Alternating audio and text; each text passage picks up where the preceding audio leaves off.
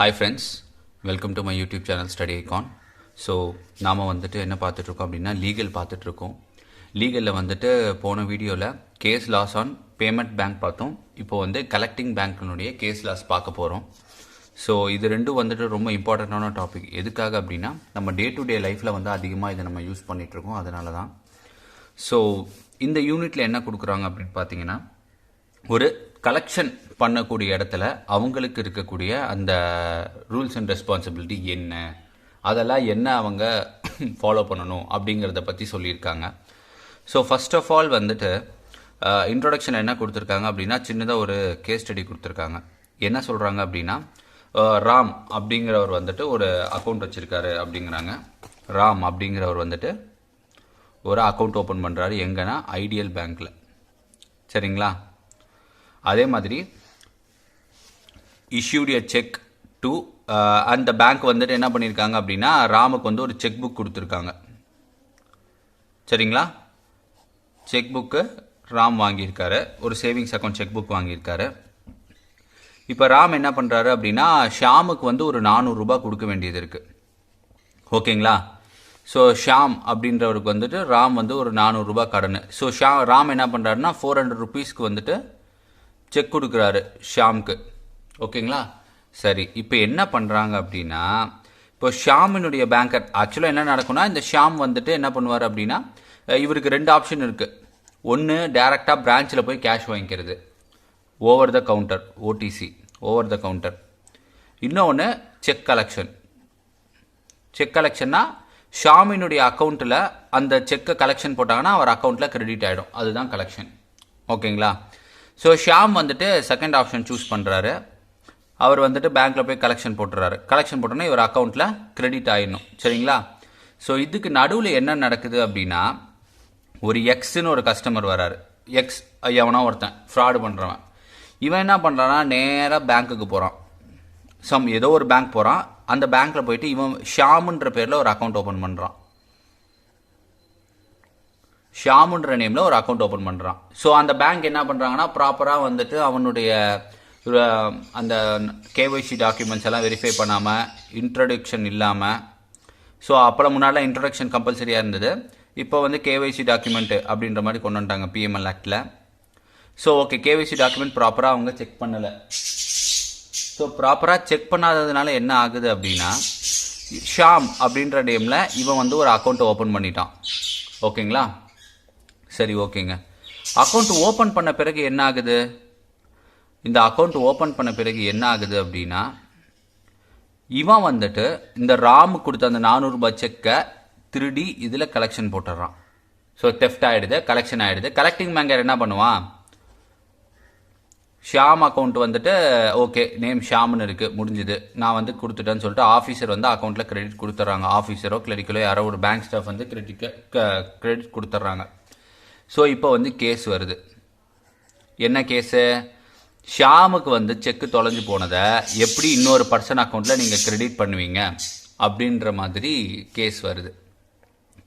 So இந்த கேஸில் பாதிக்கப்பட போகிறது யார், அதுதான் நம்மளுடைய கேள்வி. சிம்பிளாக சொல்லப்போனால், இந்த எக்ஸுன்றவன் இருக்கான் இல்லையா, இவனை விட்டுருவாங்க. ஏன்னா இவங்க காசை வாங்கி அவன் செலவு பண்ணிட்டு போயிடுவான். இதுக்கு லயபிலிட்டி யாருன்னு பார்த்தீங்கன்னா, இவனுடைய ப்ரூஃபை செக் பண்ணாமல் ஓப்பன் பண்ண பேங்க் இருக்கு இல்லையா, அதுதான் கலெக்டிங் பேங்க். ஏன்னா இவன் செக் இந்த பேங்க்கில் தான் அக்கௌண்ட் ஓப்பன் பண்ணி கலெக்ஷன் போட்டிருக்கான்.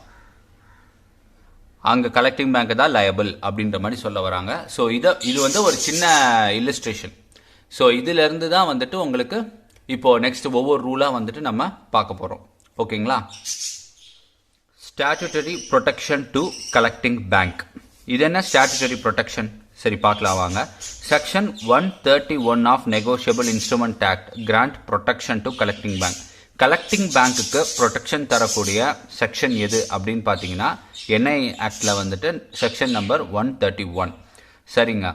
இதில் வந்துட்டு ஃபர்ஸ்ட் பாயிண்ட் என்ன சொல்லியிருக்காங்கன்னா, non liability of a banker receiving payment of cheque. எந்த நேரத்தில் வந்துட்டு ஒரு பேங்கருக்கு லயபிலிட்டி இருக்காது அப்படிங்கிறத பற்றி சொல்லியிருக்காங்க. A banker who has in good faith, அதாவது good faith without negligence. Without நெக்லிஜென்ஸ்ன்ற வார்த்தை என்னன்னா, எந்த விதமான அந்த வேலையில் வந்துட்டு 1% கூட அக்யூரசி கம்மியாக இருக்கக்கூடாது. அதுதான் without negligence. received payment for a customer of a check crossed generally or specially to himself. இப்போ செக் பாத்தீங்க அப்படின்னா இப்படி இருக்குன்னு வச்சுக்கோங்களேன். செக் இப்படி இருக்கு. ஸோ இன்னொரு பாயிண்ட் ஒன்று நான் நடுவில் சொல்றேன். ஒரு செக்கு இந்த சைஸ்ல தான் இருக்கணும், இப்படி தான் இருக்கணும்னு சொல்லிட்டு எந்த ஒரு ஆக்ட்லையும் மென்ஷன் பண்ணது கிடையாது. அது நம்மளா ஃபாலோ பண்ணிட்டு இருக்கோம். செக்கில் இந்த செக்யூரிட்டி ஐட்டம்லாம் இருக்குன்னு சொல்லியிருக்காங்க. லைக் அந்த யூவி ரேம்பில் பார்த்தோம்னா நம்மளுடைய வாட்டர் மார்க் தெரியணும், அது இதெல்லாம் சொல்லியிருக்காங்க. பட் இந்த சைஸில் இருக்கணும், இந்த ஷேப்பில் இருக்கணும்லாம் யாருமே சொன்னது கிடையாது. இது ஒரு யூனிவர்சலாக இது ஃபாலோ ஆகிட்டு இருக்கு, அவ்வளோதான். சரிங்களா? இது கூட கேள்வி கேட்டிருக்காங்க. ஸோ ஃபர்ஸ்ட் வந்து ஜென்ரல் கிராசிங்னா என்ன அப்படின்னா நார்மலாக இந்த மாதிரி, ஓகேங்களா? இதே வந்துட்டு ஸ்பெஷலி டு ஹிம்செல்ஃப் அப்படின்னா, ஃபார் எக்ஸாம்பிள் நான் சொன்னேன் இல்லையா, இது ஐடியல் பேங்க்னா கிராஸ் பண்ணி ஐடியல் பேங்க்னு எழுதுவாங்க. ஸோ அப்போ ஐடியல் பேங்க்ல இருக்க அக்கௌண்ட்ல மட்டும்தான் அவன் கலெக்ஷன் போட முடியும். புரியுதுங்களா? ஸோ அதுதான் ஸ்பெஷலி கிராசிங்னு சொல்லுவாங்க. ஸோ இதெல்லாம் வந்துட்டு நீங்க ஃபாலோ பண்ணீங்கன்னா உங்களுக்கு லைபிள் கிடையாது அப்படிங்கிறாங்க. அதாவது கரெக்டா ப்ராப்பரா அக்யூரசி ஃபாலோ பண்ணணும் அப்படிங்கிறாங்க. ஸோ இதுக்கு தான் வந்து எக்ஸ்பிளனேஷன் கொடுத்துருக்காங்க. A banker receives payment of a crossed cheque for a customer within the meaning of this section, and now withstanding that he credits his customer account with the amount of the check before receiving the payment thereof. அதான் சொல்றாங்க. இப்போ ஜெனரலா பாத்தீங்கன்னா check collection வந்து நம்ம போடுறோம்னு வச்சுக்கோங்களேன். For example அது வந்து T+1 டேஸ்ல வந்து கலெக்ஷன் ஆகும்னு சொல்றாங்க. சரிங்களா? அது எப்படி அப்படின்னா, ஃபார் எக்ஸாம்பிள் மண்டே வந்து செக் கலெக்ஷன் போடுறாங்க, ஓகேங்களா? கலெக்ஷன் ஆகிற செக் என்ன ஆகும் அப்படின்னா, அவங்க அக்கௌண்ட்ல வந்து பாத்தீங்க அப்படின்னா பேலன்ஸ் வந்து கிரெடிட் பண்ணிடுவாங்க. ஆனால் அந்த பேலன்ஸ் வந்து அவைலபிள் இருக்காது, ஓகேங்களா? அது என்ன சொல்லுவாங்கன்னா சப்ஜெக்டட் டு ரியலைசேஷன் அப்படின்னு சொல்லுவாங்க. அப்படி இல்லைனா அது வந்து சில இடத்துல அவுட்ஸ்டாண்டிங் பேலன்ஸ்னு சொல்லுவாங்க. அதாவது என்ன அப்படின்னா, ஃபர்ஸ்ட் பேங்க்குக்கு வந்துட்டு கலெக்டிங் பேங்க்குக்கு வந்து ஃபண்டே வராது, பேமெண்ட் பேங்க்ல இருந்து ஃபண்ட் வரவே வராது. அதுக்குள்ளேயே அவன் வந்து அவன் பேமெண்ட் இங்கே கொடுத்துருவான், கேஷை கொடுத்துருவான். ஸோ அவுட்ஸ்டாண்டிங்ல இருக்கும். ஒன்ஸ் இந்த ஃபண்டு கிளியர் ஆகி வந்தால் மட்டும்தான் இந்த ஃபண்ட் வந்து உங்களுக்கு அவைலபிளாக இருக்கும். ஸோ இது வந்து வேற ஒரு டாபிக், இது நான் தனியாக நடத்துறேன். பட் கான்செப்ட் இதுதான். நிறைய பேர் நம்ம பேங்கிங்ல இருக்கிறதுனால பார்த்துருப்போம், கிளியரிங்ல இருக்கிற செக்ஷன்ல. ஸோ அதை தான் சொல்றாங்க. ஃபர்ஸ்ட் கிரெடிட் கொடுத்துட்டு அதுக்கப்புறம் வாங்குவாங்க, ஓகேங்களா? சரி, ப்ரொடெக்ஷன் கண்டிஷன் பார்த்தீங்கன்னா அதே தான், நம்ம இதில் படித்த 4 பாயிண்ட் தான்.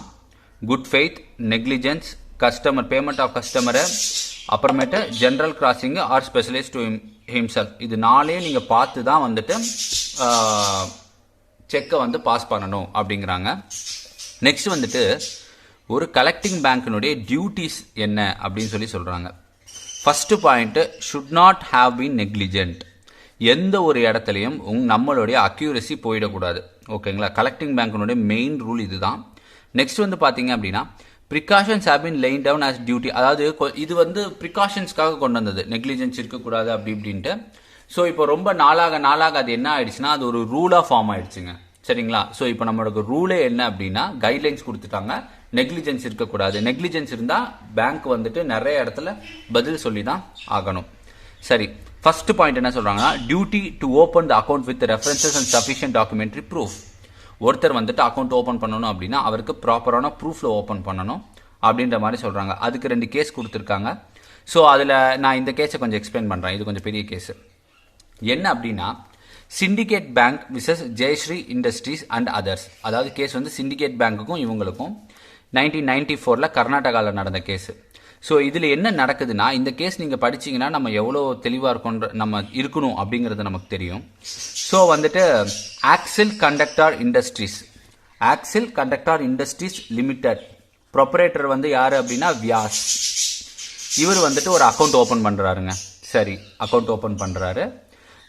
நஞ்சுண்ட கவுடா அப்படிங்கிற ஆள் என்ன பண்றாரு அப்படின்னா இவருக்கு வந்துட்டு இன்ட்ரோடக்ஷன் தராரு. நஞ்சுண்ட கவுடான்றவர் வந்து இவருக்கு இன்ட்ரோடக்ஷன் தராரு. ஸோ என்ன சொல்றாங்க, அவங்க அங்க வந்துட்டு இவர் இந்த அட்ரஸ்ல தான் இருக்காரு, இன்ட்ரோடக்ஷன் அந்த காலத்துல இருக்க மாதிரி இன்ட்ரோடக்ஷன்லாம் கொடுத்துட்டாங்க. ஸோ இப்போ இவர் என்ன பண்ணிட்டாரு அப்படின்னா அக்கௌண்ட் ஓப்பனிங் ஃபார்ம்ல என்ன எழுதுறாரு அப்படின்னா Axil Conductor Industries by proprietor RK வியாஸ்னு எழுதுறாரு. அதாவது எப்படி அக்கௌண்ட் ஓப்பன் ஆகுது அப்படின்னா Axil Conductor Industries by Vyas, proprietor name வந்து வியாஸ் அப்படின்ற மாதிரி ஆகுது, ஓகேங்களா? இப்போ no information was sought or enquiry neither held as that. அதாவது எந்த ஒரு இன்ஃபர்மேஷனும் எடுக்கல. ஏன்னா ஒருத்தர் வந்துட்டு இன்ட்ரோடக்ஷன் கொடுத்துருக்காருன்னு சொல்லிட்டு எந்த ஒரு இதுவும் எடுக்கல. ஸோ இப்போ நடுவில் கொஞ்ச நாள் கழிச்சு என்ன ஆகுது அப்படின்னா ஜனவரி 3 1979 இந்த partnership firm purchase a draft of, அதாவது ஒரு டிராஃப்ட் வாங்குறாங்க 2,51,125. சரிங்களா? ஸோ இந்த டிராஃப்ட் வாங்குறாங்க. இது என்ன ஆகுது அப்படின்னா ஆக்சில் கண்டக்டர்ஸ் லிமிடெட் அப்படின்ற பேரில் அந்த டிராஃப்ட் இருக்கு. ஆக்சில் கண்டக்டர் லிமிடெட் அப்படின்னு சொல்லிட்டு அந்த டிமாண்ட் டிராஃப்ட்ல நேம் எழுதியிருக்கு. ஸோ இப்போ வந்து என்ன சொல்றாங்கன்னா அந்த டிராஃப்ட் வந்துட்டு கலெக்ஷன் போடுறாங்க. கலெக்ஷன் போயிட்டு அமௌண்ட் எடுத்துடுறாங்க. ஐ மீன் கலெக்ஷன் போடுறாங்க, கிரெடிட் ஆகுது. அதே மாதிரி பணமும் எடுத்துடுறாங்க. ஓகே, இப்போ இந்த வந்துட்டு பணத்தை எடுத்துட்டு போயிட்டாருங்க. ஸோ இவங்களோட பார்த்தீங்கன்னா பிசி அப்படின்னு ஒரு 2-3 பார்ட்னர்ஸ் இருக்காங்க. இவங்க என்ன பண்ணுறாங்கன்னா ஃபைல் பண்ணுறாங்க, கேஸ் ஃபைல் பண்ணுறாங்க. என்ன அப்படின்னா இது வந்துட்டு ஆக்சில் கண்டக்டர் இண்டஸ்ட்ரீஸ் லிமிடெட் அப்படின்ற கம்பெனியில் டிராஃப்ட் வந்திருக்கு. நீங்கள் ஆக்சில் கண்டக்டர் இண்டஸ்ட்ரீஸ்ன்னு சொல்கிறீங்க. இது வந்து ஒரு பார்ட்னர்ஷிப் ஃபர்மு. இவர் வந்து ப்ரொப்பரேட்டர்னு சொல்லி ஓப்பன் பண்ணியிருக்காரு. எப்படி பண்ணீங்க? ஸோ அப்போ நீங்கள் தான் எனக்கு அந்த அமௌண்ட்டை லைபிள் தரணும். நீங்கள் தான் லைபிலிட்டி, நீங்கள் தான் எனக்கு அமௌண்ட் தரணும்னு சொல்லிட்டு பியும் சியும் கேஸ் போடுறாங்க. ஸோ அதனால தான் சொல்கிறேன், இந்த இடத்துல நமக்கு பெரிய பிரச்சனை என்னென்னா இந்த லிமிட்டடுன்ற வார்த்தை தான். ஸோ நான் இந்த கோர்ட் கேஸில் என்ன வந்தது அப்படின்னா ஒரு பேங்க் அப்படிங்கிறது அந்த லிமிட்டடுன்ற வார்த்தையை கூட பார்க்காம அக்கௌண்ட் ஓப்பன் பண்ணியிருக்காங்க. ஸோ இது 100% பேங்க்கினுடைய ஃபால்ட்டு, அதனால பேங்க் தான் லயபிள் அப்படின்னு சொல்லிட்டாங்க. ஸோ இதுல இருந்து நமக்கு என்ன தெரியுதுன்னா ஒரு பர்சன் இண்டிவிஜுவல் மட்டும்தான் நமக்கு வந்து அக்கௌண்ட் ஓப்பனிங்னா இப்போ ஞாபகத்துக்கு வருது. பட் ஆனால் கரண்ட் அக்கௌண்ட் ஓப்பன் பண்ணுறோம், ட்ரஸ்ட் அக்கௌண்ட் ஓப்பன் பண்ணுறோம், அதே நேரத்தில் ஒரு ஸ்கூல் அக்கௌண்ட் ஓப்பன் பண்ணுறோம், இதுலலாம் வந்துட்டு ரொம்ப கவனமாக இருக்கணும். முக்கியமாக கவர்மெண்ட் அக்கௌண்ட் ஓப்பன் பண்ணுறோம் அப்படின்னா ரொம்ப கவனமாக இருக்கணும். ஸோ இது ஒரு கொஞ்சம் டைம் ஆனாலும் பரவாயில்ல, டைம் எடுத்து நம்ம வந்து டாக்குமெண்ட்டை வெரிஃபை பண்ணிட்டு தான் ஓப்பன் பண்ணணும், இல்லைன்னா நம்ம லயபிள் ஆகிடும். ஓகேங்களா? சரி, நெக்ஸ்ட் என்ன சொல்கிறாங்க அப்படின்னா இந்தியன் பேங்க்குக்கும் கேத்தாலிக் சிரியன் பேங்க்குக்கும் ஒரு கேஸ் நடக்குது. இதில் என்ன கேஸ் அப்படின்னு பார்த்தீங்கன்னா இந்தியன் பேங்க் சேலம் பிரான்ச். சரிங்களா? இந்தியன் பேங்க் சேலம் பிரான்ச்சில் டி அப்படிங்கிறவர் ஒரு அக்கௌண்ட் ஓப்பன் பண்ணுறாருங்க. ஓகே, இவருக்கு சேம் இன்ட்ரடியூசர் தராங்க. இன்ட்ரடியூசர் யார் பார்த்தீங்கன்னா ஒரு லோக்கலைட்டு, லோக்கலில் இருக்கவர். ஆனால் கேஸில் என்ன சொல்லியிருந்தாங்க அப்படின்னா இவர் வந்து ரொம்ப பெரிய ஆள், நிறையா வந்து பிஸ்னஸ் பண்ணுறாரு, நிறைய பேங்க்கில் வந்து எஃப்டிலாம் வச்சுருக்காருன்னு சொல்லி சொல்கிறாங்க.